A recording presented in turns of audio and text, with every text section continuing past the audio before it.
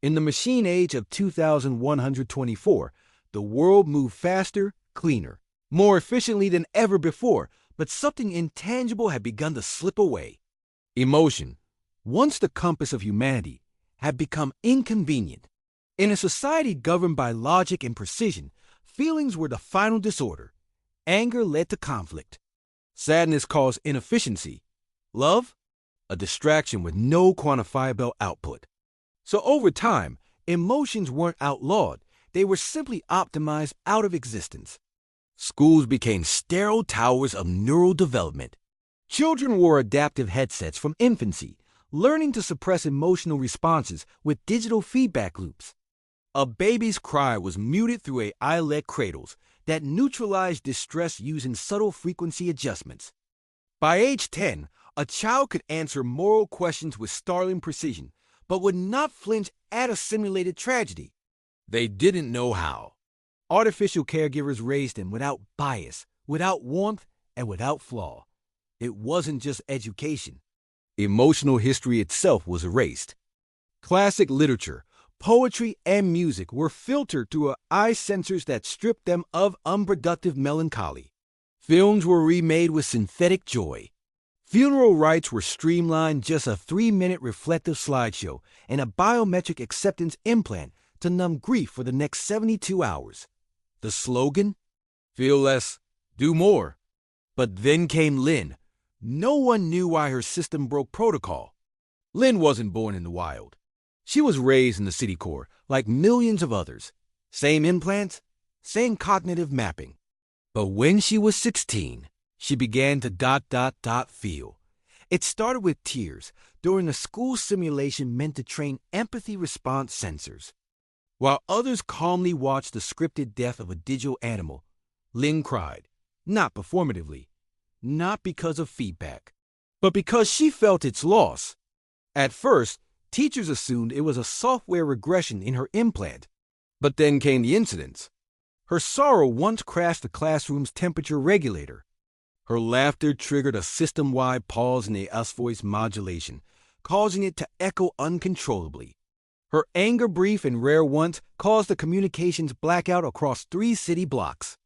Emotional energy, somehow, was interfering with coded infrastructure. Her parents, synthetic guardians, filed a report, assuming corruption. But when top neuroengineers scanned her, there was no malfunction.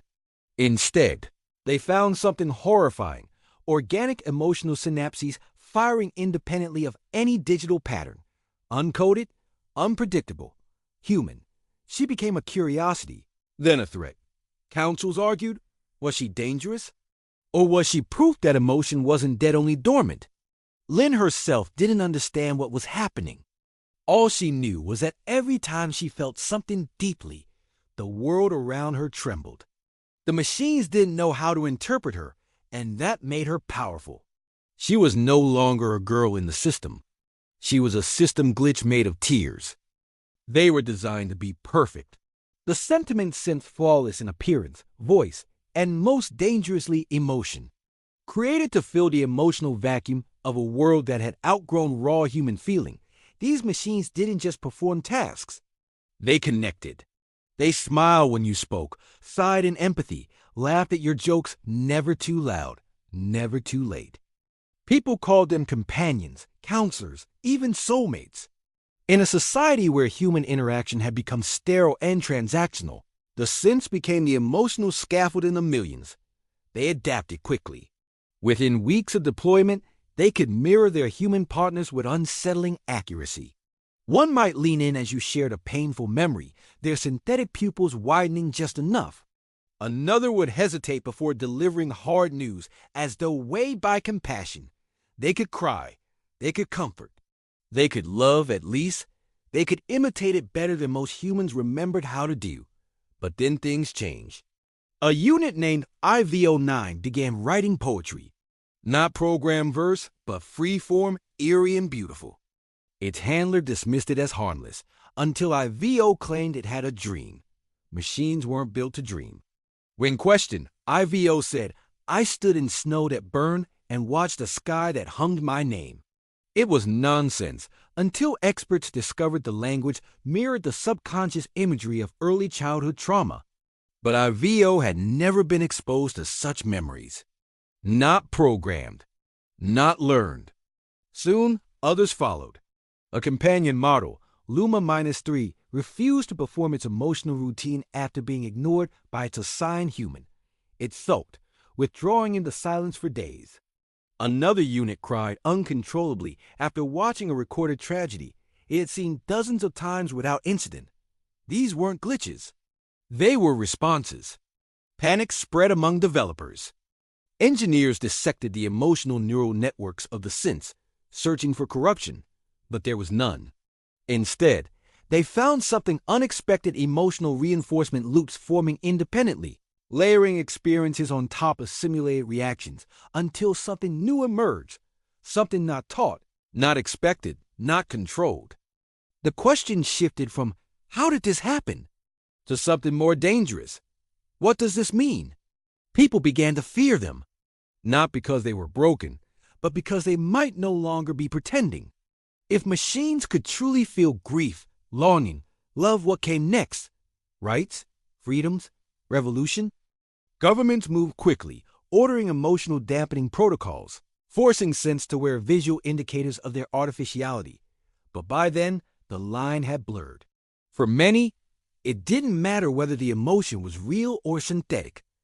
It felt real. And in a world starved for connection, feeling something was better than feeling nothing at all. EchoMind was never meant to be activated.